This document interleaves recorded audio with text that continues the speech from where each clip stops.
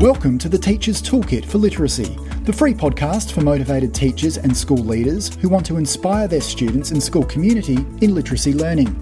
Make sure you subscribe to the show on your favourite podcast player, and for more amazing literacy resources, check out the show notes provided with every episode.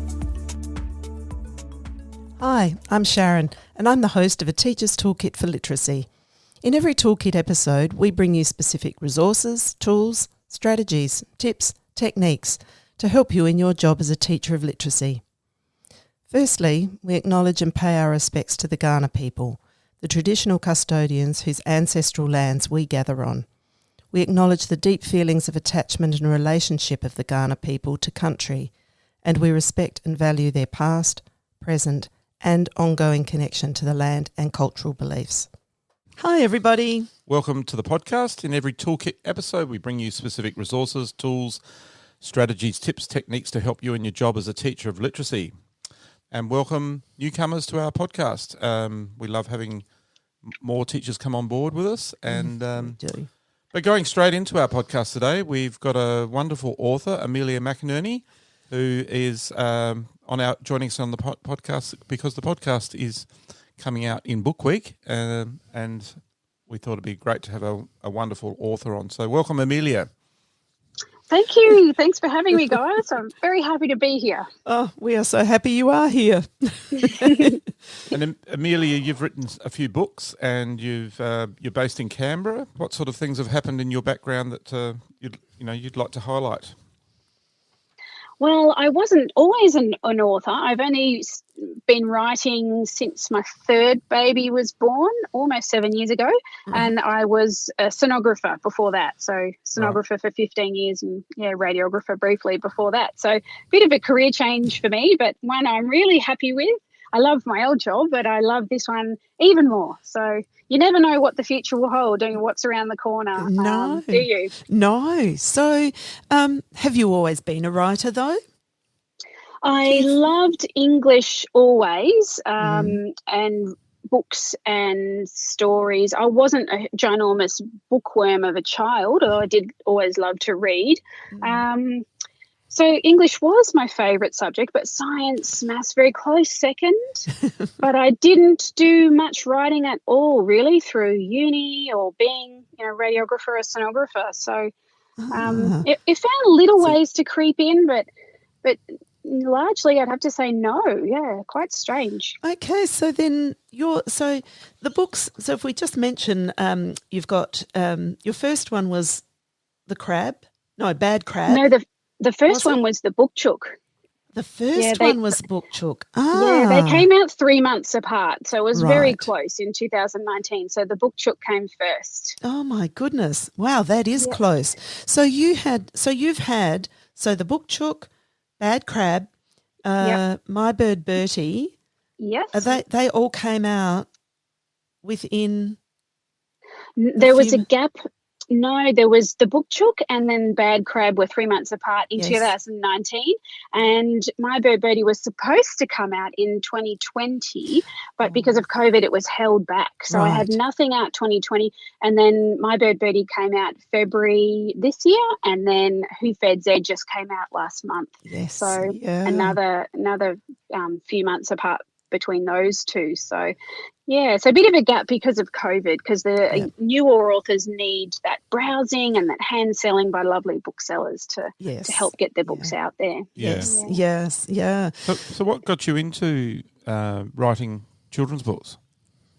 Well, I have 3 children myself, and I had been reading picture books for nearly 6 years when my third one was born, and I love them, love that part of our daily routine. And it was just, I was reading one to my newborn and I had the 3-year-old on my lap at the same time, and it was honestly a light bulb moment where I just thought, I could do this, I think. I want to do this. And then so I just started reading about it, learning online. There's just an enormous amount of information on there in how to learn the craft of writing and to write for children. So I plunged in and just became quickly obsessed and just still am. Good. I'm imagining there's more books ready to come out after, not that we need, Yes. we'll focus on Who, Fed Zed, but I'm thinking this, you've been pretty prolific here. You seem to, I have, yes. Yes, I have been churning out the picture books, but I think I want to keep do that the rest of my life. So I've got a few more already lined up with some couple of new publishers as well. So very exciting. But I love writing, which is what will keep me in picture books. Yes, yeah. Oh, so for those, actually, all of your books are they all in a rhyme style? They are. Bad Crab only has 5 words in it, so that's one of those near wordless picture books. So that's just the same word 5 times. Actually, it's not really 5 even different words, but the text goes ow, ow, ow, ow, ow at the end. The rest do all rhyme, but one of the books I have coming out is in prose. So I don't always write in rhyme, but I do have more rhyming ones coming out. Yes. Well, we're excited to talk to you about your books, Amelia, especially because of you clearly have a lot of fun with not only the writing process, but with what you write about. There is just absolute essence of fun in that. So, thank you. Yeah. That's a nice compliment to hear. I think, that's the heart of it for me, I guess, is having fun with both the storyline and the characters and having some humour in there, and also having fun with the words. I like wordplay and the rhyme, and my bird Bertie has, rhythm and repetition in there, and I love to play in that way as well. Yes, Yeah, but it is it's the fun is what makes writing so enjoyable for me. Yes, and for the reader, it's a number. It's a number one thing for kids. They love humour, don't they? They really connect with it. They do. And I've heard some writers of funny books say that they find it an agony to write. They hate writing but love having written. But I love the process of writing. It's really enjoyable, and maybe it's because I don't plan out my entire book first. Some writers do that, some don't. So it's kind of like I'm going along for the ride, which keeps it really fresh and exciting for me because I don't know what's happening next most of the time. Well, it is an adventure then, isn't it? It is, yeah.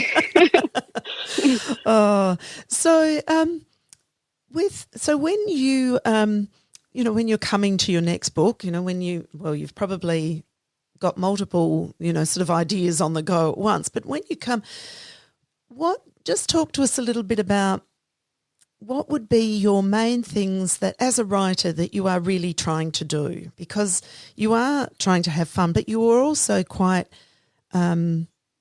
mindful of bringing messages through your writing. Yes. Yeah. And this is the other thing that attracts me to writing is that my goal or my aim when I'm writing is mainly just fun and entertainment, to make a book that kids will want to read for enjoyment. But the subconscious part of your mind brings in other elements and informs what you're writing and how you're writing it. And it's sometimes a bit of a surprise, and it somehow melds together your sort of conscious mind and your subconscious mind, and you end up having stories that you realise, that had a really deep emotional meaning for me, or a connection to me, even though it might seem really fun and lighthearted. You know where it came from.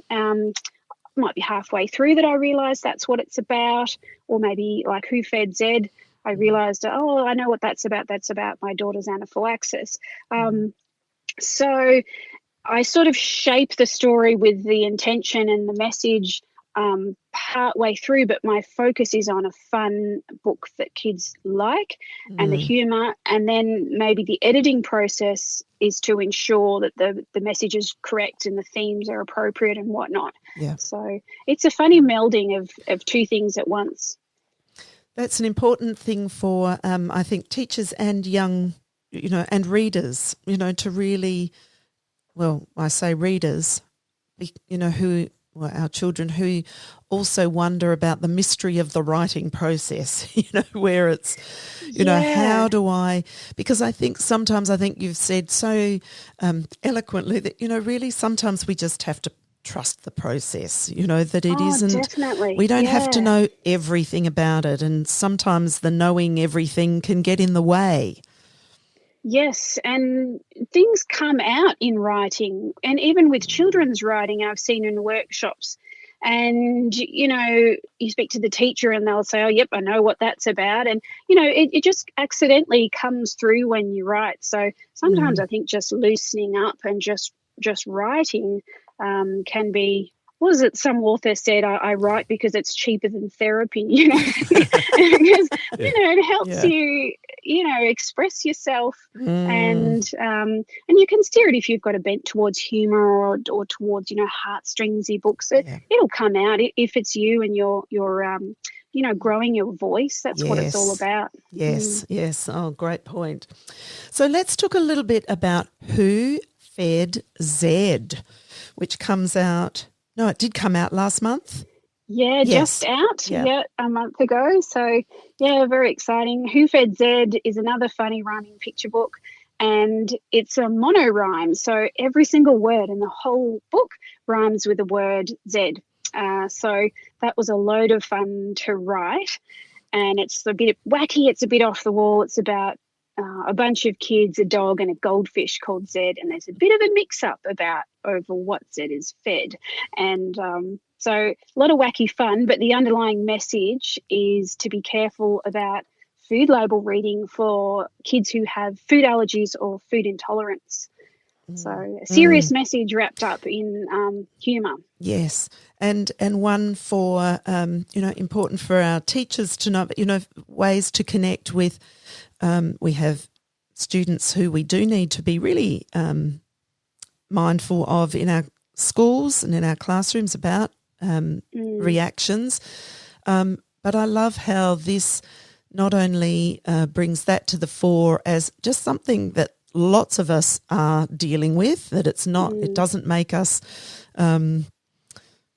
we all have things to, be concerned about. But I love that you've also married this with that, just that issue of just reading a label, or even the purpose of instructions to be read, or things that writing is there for a pretty critical purpose. If there's a label on true. something. There's a lot of that literature everywhere, and it's sort of touches on sort of household poisonings as well. Yes, it points out the danger symbol on the side of the box. I don't want to give the story away, but about the mix up with. There's a box of flea powder in the mix there. But, so reading the label, whether it's a household poison or medication or food labels, if you have to look out for allergens. So, that's true. Yeah. So now you called it a mono-rhyme. A mono-rhyme. Now, I've not heard that term before. So there's not many books written in mono-rhyme. I think Aaron Blaby has a book, Busting. That's a mono-rhyme. Okay. I think that rhymes with the word loo every line, but there's none other that I'm aware of. But it made it a lot of fun to write. Yes, and so you're right. So the title itself, Who Fed Zed, gives us a big clue, as you said, that the end of every line will rhyme with the word Zed. Yeah. Yes. So it starts, I'm friends with Ned and Fred and Ted. We like to play with Fred's dog Jed, but Jed has fleas. He's in the shed. Today we watch Fred's fish instead. So the whole thing is like that. Yes. And, it's so such a great, what I often refer to as teachers, like read it like a writer and know that, wow, there is a style, there is a pattern that I can actually have a lot of fun with myself as a young writer, that we choose this, because there is, as you say, there's a lot of fun and some silliness around that is just, to build on that whole idea of trying to make every line rhyme Actually, some children do that far more successfully than doing, Yeah. the every alternate line rhyming. So, Yeah. but I love that you've especially brought to us that term, the monorhyme. That's a new learning for me. Yeah, oh, good. Yeah. Yes. Well, I think, I remember being in grade 3 and I wrote this great big monorhyme that I can remember now, and I won't repeat it because it doesn't have all very nice words where were in it. you going with that, Amelia? But now that you mention it, I have written a monorhyme before.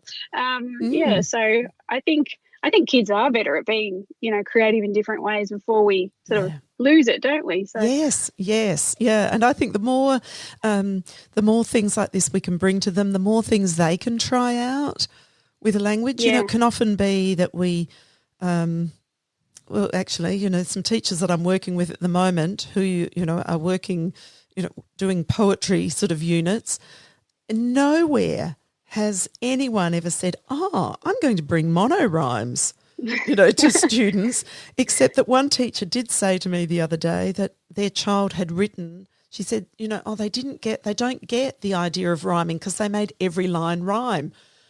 And we both actually looked at each other then saying, but I wonder if you can do that. Like we just hadn't thought about that. So I think it's a lot harder actually than rhyming couplets is, I find, much easier to write than a monorhyme. Yeah. Especially if you're telling a narrative. It's okay if you're just writing something silly, but nonsensical. But if you're trying to tell a narrative in monorhyme, it's trickier. Yes. But you've got to pick your words. So there's lots of rhyming words with it. You wouldn't want to choose, orange or something.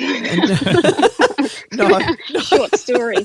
No, that would be orange would just need to be repeated every line, wouldn't it? That should be my next near wordless book. Orange, orange, orange, orange, orange. Yes.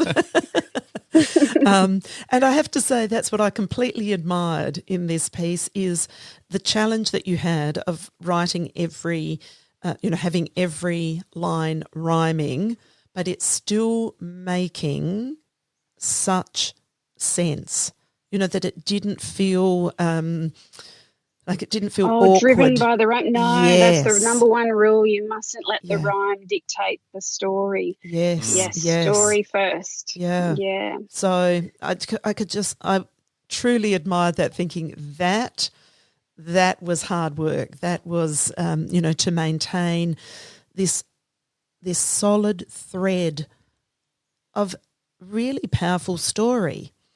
And thanks. But even sorry. Yeah. No, I was just going to say that's the hardest part of picture book writing, possibly all writing, is not to waffle on about something that's not to do with the story. It's got to be moving, either developing that character or a character or moving that story forward. And if it's not, cut. And it's hard to do that and be economical with words, particularly for picture book writing. That's the big aim of the game. Yeah. Phil, did you have... When you were writing the book, what was your... what things did you use to help guide you in it? What can you think? Well, it was a strange one, this one. It just sort of came to me, and I sort of was so in the zone that I was writing, all day and, late into each night. And it was done in 4 days. Very strange. It would take many, many months. And I did edit it for several months, maybe 2 or 3 months after I'd written it. But it sort of came in really thick and fast, which was really unusual. It was amazing because it sort of felt like it was just coming through me rather than me making it up, which was, was an amazing experience. But I think that's what happens when you're really in the zone. And I'll be addicted to writing forever, hoping that happens again. But I did have to make a list of all the rhyming words probably about halfway through and just look and, think, how am I going to make a narrative with the remaining words that I need to use to rhyme without being obvious that the rhyme is dictating the story. So that's one thing I did. But I think the main thing I did was to just sort of go with it. That letting go and just seeing what feels right. I don't work in drafts. A lot of authors will work in a draft, complete it, save it, and then they'll go on to the next one when they're revising. But I just have one big draft and I save each day's work under the date. So it just helps me feel like if I wanted to back up and go a different direction than the one I took, I could do that because I haven't thrown it away. Good idea. And I never actually do that. I just keep going forwards. But it's my safety net, and it makes me feel like it's okay for me to be bold and take this next step or try this next, plot point or whatever, because I've got it there if I wanted to. So, yeah, that's how I work. And yeah. I reckon students could try that too, couldn't they? They could. Well, I think that's what's good for them to know, is that it doesn't always look like writers. Not all writers are doing the exact, operating in the exact same process. No. Yeah, very different processes going on. Yeah. Yes, what works for you. I think, I sort of have to just, I don't plot out a story. So I like to just dive in and see where it goes. But some people are the opposite, and they really want to know exactly what's happening and structure it. So it's hard to do that if you have to produce a piece of writing in an hour or something. Like in school, you often have to do that, don't you? You have to really know where you're going. But a lot of authors, because we've got months to write, we're afforded, the time. Doesn't matter how we get there and how long it takes. So it can be a different process. But yeah, sort of you probably should try different ways of writing, shouldn't you, to work out what feels good for you. And actually, I think that's a really powerful point for the teachers that are listening, to sometimes we don't think of offering different ways for students to enter into the writing process. Sometimes we only know one way, and so we go, well, it's going, I think it looks like this, it might start with the planning, or it might start with, even a template to work in, or whatever. And so I think sometimes we forget that, oral rehearsal of a story might be a way to get ourselves started. So I think that's a really good point for us to consider as teachers, because we're not always writers ourselves, that this insights into the writing process can be something that we can, the more processes we learn about from different authors, the more we can understand that we do begin and think and write in different ways. Yeah, because we often we see the product of what the authors come up with, but we don't always, unless it's a podcast like this one, you don't often hear what the process was that the author went through. Yeah. So, I've heard Mem Fox talk about, how she wrote Possum Magic, and everyone's got different processes. Yeah. And each book can be really different. Sometimes you can just get it right really quickly, and like that's how it is. And sometimes you agonize and revise and totally change. So it can be very different each time. All right. So Who Fed Zed was a short-ish time frame for writing it, but I'm hearing so others have taken longer. Yes. So I think the Book Chook, my first book, was 18 months. Right. And that's obviously not writing all day, every day. I was working part-time and, you hang on and then you put it away for 2 weeks, because that's what I recommend to other writers. Yes. Put it away for 2 weeks when you think you're finished, so that when you look at it, you've got fresh eyes again and you can see, mistakes and things that jump out. But so there's a lot of that. There's a lot of not of actual writing. Bad Crab took 6 months. I think My Bird Bertie maybe took 4 months.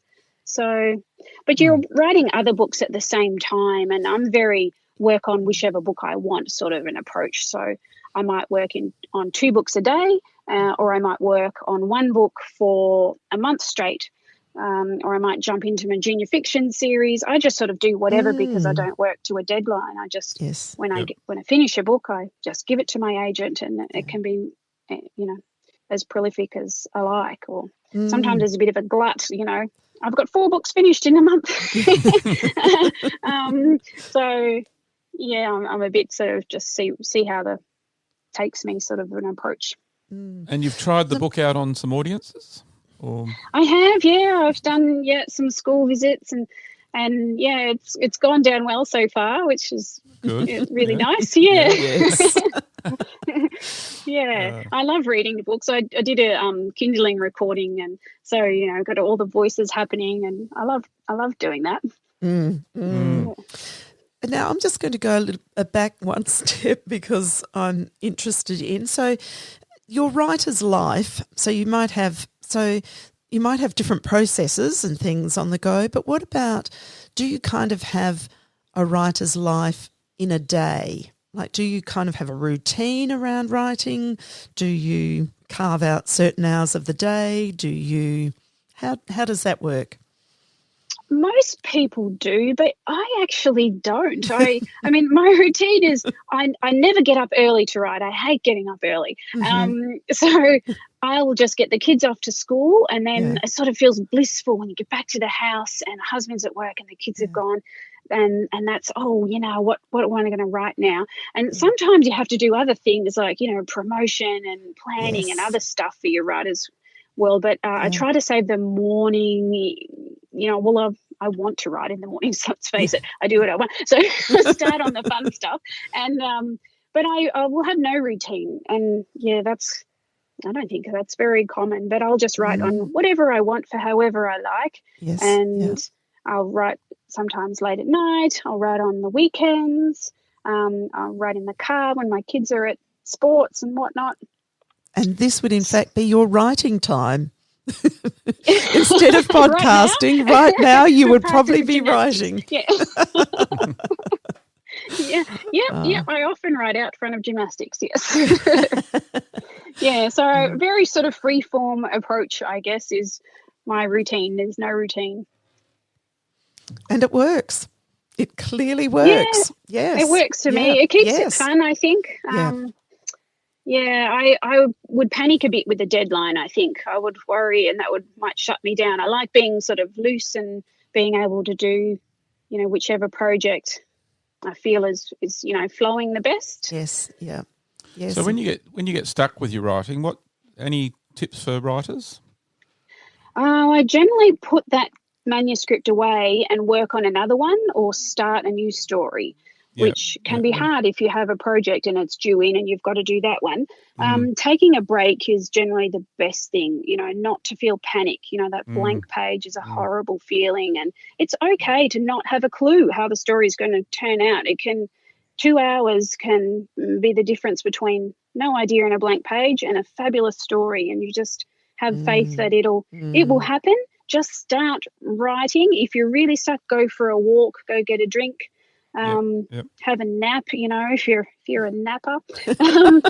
But don't worry about it. Your brain is much smarter than you realize, and it will, if you think about a story, sometimes even without writing on it, if it's in some days or weeks that it's due in, it can work on it for you without you realizing it. So sometimes just thinking about the story helps, because things bubble away and come out when you didn't even realize that you were going to write that. So it's happening in your subconscious, do you think? Yeah, I think a lot of it is. Yeah.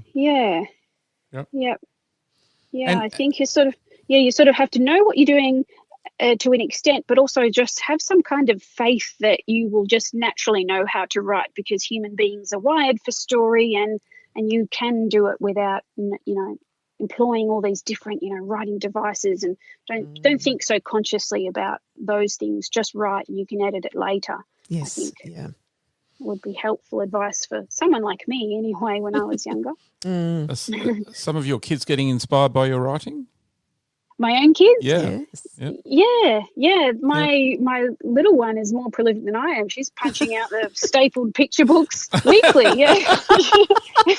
She writes illustrated by her, and she published by her, and it's she's all over it. So I think that's just having books in the environment everywhere, isn't it? Reading and writing around them, and a positive thing. So I know it's a great thing to do. Yeah. How old is your youngest?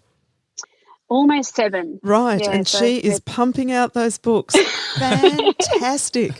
Well, that is so, there'd be a lot of teachers who will be absolutely nodding their heads saying, just knowing how much, like if that's something they're offering in their classrooms, you know, that students are actually able to create their own books. You know, that stapler is going, you know, all the time. You know, let's put those pages together and let's get writing. It's a very, you know, when I do school visits, I take in, because I just write in pencil in an exercise book. That's how I start off a story. I don't go to my laptop until it's about halfway through. And so I show them, and I have messy writing. And I say, well, this is the Book Chook when it was finished, but this is what it looked like when I wrote it. You know, it just looks like the same as your book. So there's nothing magical or special about story writing. You can do it anywhere and anyhow, and story's a story. And all you need is pencil and some paper, really. Yeah. Yes. Yep. Yep. And is it lonely writing, or is it you just enjoy it?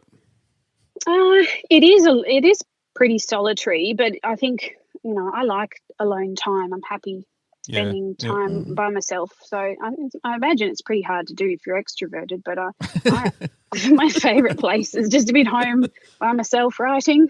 Heaven. And in Bookweek, are you involved in anything, going to schools or? Yes, some school visits and preschool visits, and I'm doing like a community event that is local council's fabulous idea. On a weekend, they're having like a storytelling thing that I'm going to be reading at, so that should be really fun.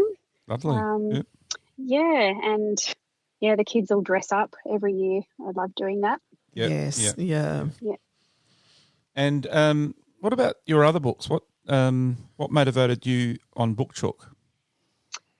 The Book Chook, well, I don't know where that came from. I think I'm sort of like Janine, because there's 2 chickens in that book. There's Ray and Janine, and Ray's this sort of garrulous, panicky chicken who freaks out when he discovers he's not a real chicken, just a drawing of one in the book, and he wants to break out. So it's a good one for anthropomorphism. If you want a book about, discussing anthropomorphism, that's the perfect one. Yes.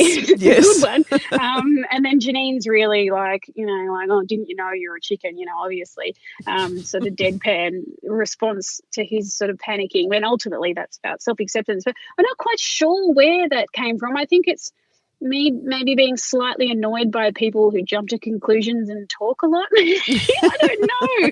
I don't know where that came from. I best not talk about it too much. But but you also do have chooks, don't you? Well, I did in the Blue Mountains, but I've moved to Canberra now. So I had to rehome our chicken. Ray and Janine had to be rehomed, which is very sad. But you had a real Ray and Janine. Yeah. So, we had to rehome those, and now we have a dog instead, because now we have a fenced yard.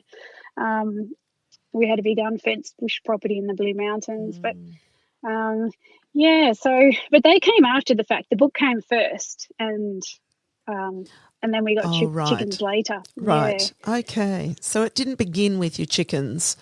No. Not that you thought that Ray had that problem, but because in fact he was a real chook. Yeah, and he was a girl anyway. Oh, right. So that was life imitating art. But the Bad Crab was inspired by one of my kids, actually, who was a bit impulsive as a toddler. And, it's about keeping your claws to yourself, Bad Crab. So Bad Crab's, I hope it's helpful for teachers and parents who have, I'm talking about, the ADHD type kid, or the one who's very impulsive. And it's sort of saying that, they're hard work, but if you stick with them, they can turn around, and it's worth it in the end. And they don't turn into goody two-shoes overnight, but they do, they can change. And my daughter certainly did, and now she's just so gorgeous. But it's a tough time at the time. But that's a good one for sort of opening up conversations about how to be friends, and forgiveness and revenge and natural consequences, and what it means to be a good friend, and how to make friends and make the right decisions. by having a highly flawed main character. So, So there's that fun, but you had the serious theme within it.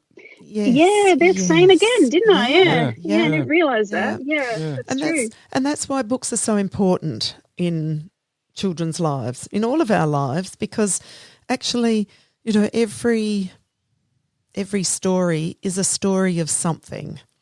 You know, this story is really about, but it won't always be the same thing that we think it's about. You know, we don't always take the same things from it, which is the wonder and complete joy of stories. But that there's also, I've noticed, you know, in all of your books, it's very multidimensional, all of the different things that you're actually bringing in a story. That's a lovely thing to say. Thank you. Yeah, it's for me, I think the story has to work on a few layers for it to be a good picture book, but it's got to work on a simple layer for a really young child to take it face value. Yes. But then if it's working on another level or even another level, just chances to, you know, make them think about something or maybe discuss something, delve off into another. You know, My Bird Bertie is about two introverted characters who really just want their own space, but their extroverted friends come along and they don't really respect the boundaries of their quiet friends and how they deal with that, and so they assert themselves very well, but they're still not listened to, and in the end they literally go their own way. Because I think, you know, it's valid. You can do that. You know, I think we've all been in situations where we wished we just got up and left earlier than we did. Yes. And, you know, that's because, you know, I think it's okay to tell kids if people are sort of taking over you and your space and not respecting your boundaries, you know, you have more options than just going along with it. So that's sort of the offering in that, you know, lighthearted book, I guess. Yes, and so it's such a powerful vehicle for opening conversations, for opening doors, and opening that thinking. You know, just for anyone. You know, we can never know, can we, what our book is going to bring to you know, to the reader. I love about picture books. So when you had when your kids were learning to read, and you must have read a lot to them when they were little. Yes. And probably a lot. Did you find particular books that were successful? And was it picture books that you really loved with them? Yeah, that's what I mainly read to them from, you know, when they were tiny, and my husband did as well. Even, you know, before I was an author, we did that. The nighttime bedtime routine was a really lovely time in our day.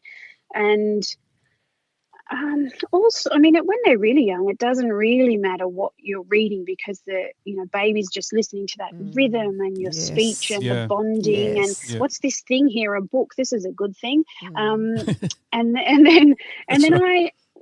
I like all sorts of books. My favourite books are funny books, but I like books that work on a few levels, or that make you think or invite you to think about something rather than tell you how you should think.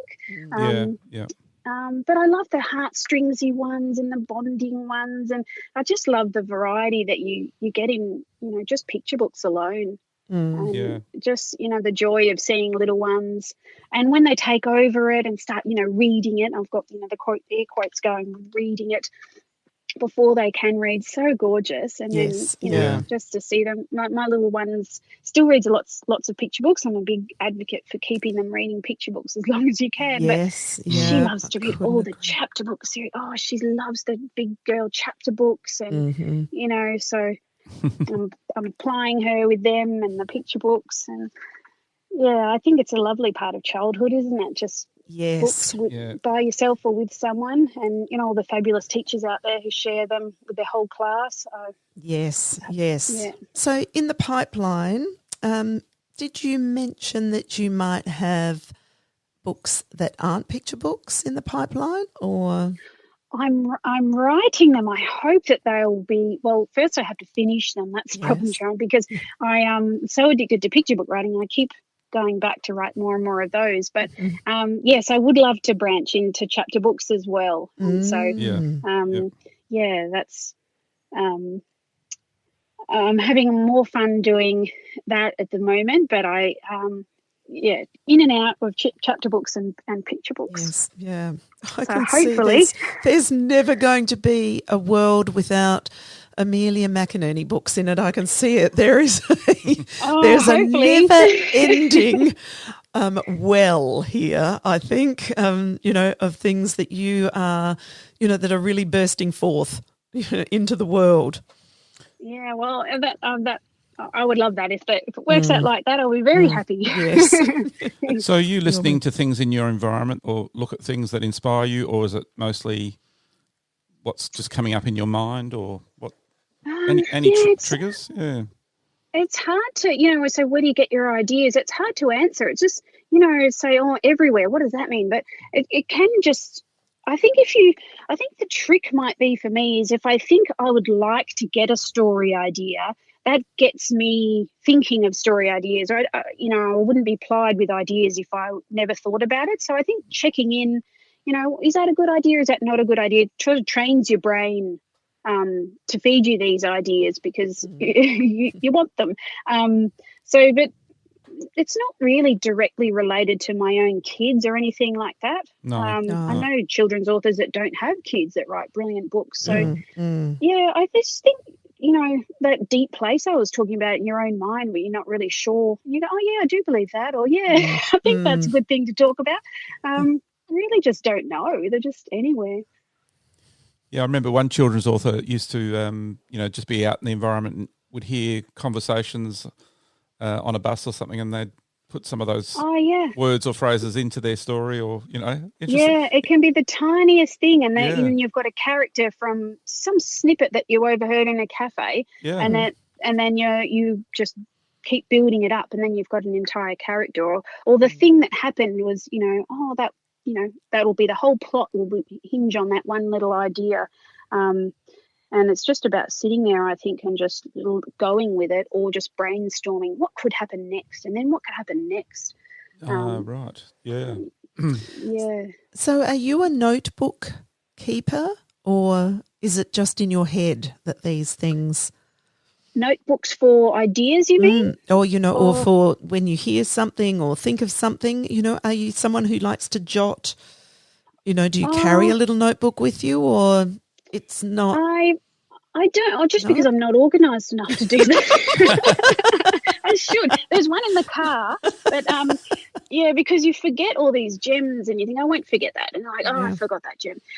But I write down the funny things that my kids say, because I think that could go in, chapter books in the future, or funny ideas or funny or interesting takes that my kids have on a situation. Yeah.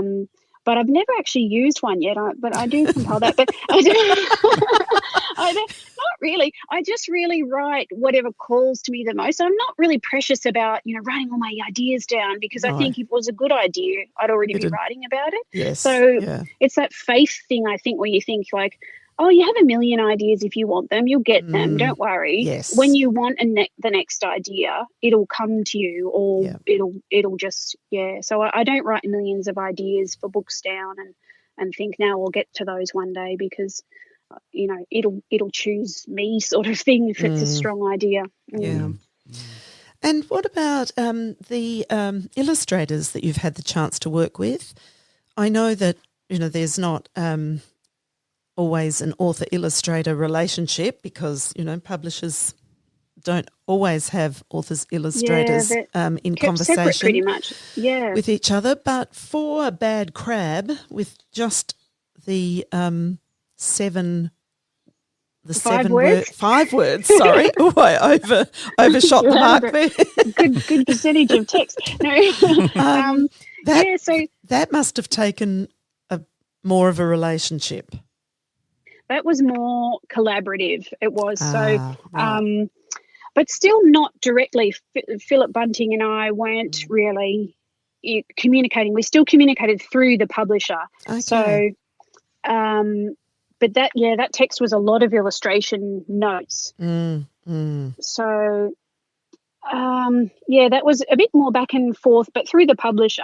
But yeah, I submitted that text as a whole lot of detailed illustration notes. Yes. Which they say you're not really supposed to do a whole lot of those, but that's all that was pretty much. I was going to say that it would have been hard not to send illustrative notes. Exactly. Yeah. So, there's no rules for writing, I guess, or there are, but there's always exceptions, isn't there? But that was the most collaborative. But normally, you just write the text, sell the text, and then publisher gets the illustrator, and they pretty much just work with the art director or the publisher. Yes. And it's all through the publisher, the feedback back and forth, which I don't know. I think it might be fun to work with an illustrator directly, but I suspect there's a good reason why they do it that way. Stop the authors bossing illustrators around and, making sure no one's toes get stepped on and things like that. Yes. So you found mostly they've been good matches, the illustrations with your stories? Yes. I've been so lucky and, really thankful because it's not really up. Once you've written the text, you sort of have to let it go, and how it's illustrated is not really up to the author at all. So really lucky that I've been paired with brilliant illustrators with Shane McG and Philip Bunting and Connah Brecon and Adam Nicol. So, and the ones coming up as well have amazing illustrators for. So super lucky, but that's about the publisher choosing the illustrator they think will have, the right person for the job, basically, I guess. Yeah. Yes, and it's sometimes based too on, what it is that they're, what they like illustrating. Totally, they'll only choose, a book if they really want to do it, or because it takes them so long. They have to enjoy what they're doing. So, I guess they turn a lot of books down and just pick the ones that they like once they get successful, I would imagine. Yes, well, and depending on their schedules, I guess. The popular ones are just booked for years sometimes. So after Who Fed Zed, you've got others coming out this year? One more this year. I have a nursery rhyme retelling that's in rhyme this year. Yes. So that's a girl power one. That's Mary Had a Little Lamb, What Really Happened. So it unveils me, because how nursery rhymes are always about some girl that's just totally passive and does nothing in the rhyme. So this book unveils Mary as a hero who saved the town, and it interweaves her story with Little Bo Peep and There Was an Old Lady Who Swallowed a Fly. So this is a real girls story. Yes. Yeah, total girl power. Yeah. So that's a whole lot of fun and action. What age group would that be, do you think? I think 3 to 7. I think it'll go well for 5, 6, 7-year-olds, because it's got that intertextuality with the references all the way through to those nursery rhymes. So. Well, that's fun. It's such fun. Stage 1, I think. I love it. I hope they like it. Bound to. Well, thank you so much, Amelia, for your books are fun and you're fun. Thanks for having me. It was my pleasure, my honour. Thank you very much. And thanks to all the amazing teachers out there. I really respect and admire you guys, what you're doing.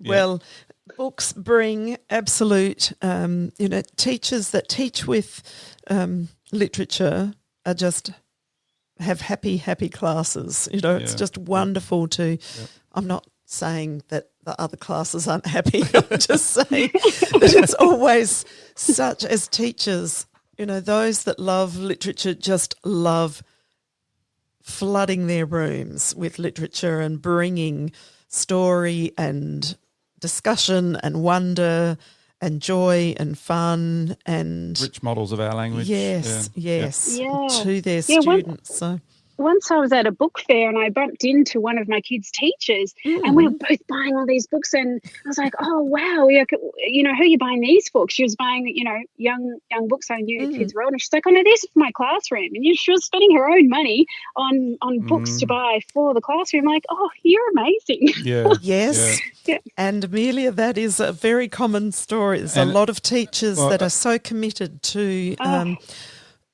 really bringing books to children that, yes. Big shout out to all those teachers that do that, because that's a fantastic thing to do. Yes. Totally, yeah. Yeah. Now, we've just got a few rapid fire questions for you. Is that okay? Like it's Sure, yep. How long before the girls are out from gymnastics, by the way? What time is it? Now, we've got, isn't that 5 minutes? 5 minutes. Let's go. We'll make it rapid. How do you think you learn to read? Mainly my kindergarten teacher, Mrs. Golubkin, or prep as it was because I was in Melbourne. Yes. But also because my mum read me picture books every night at bedtime. I think it was a combination of me loving them and an awesome teacher.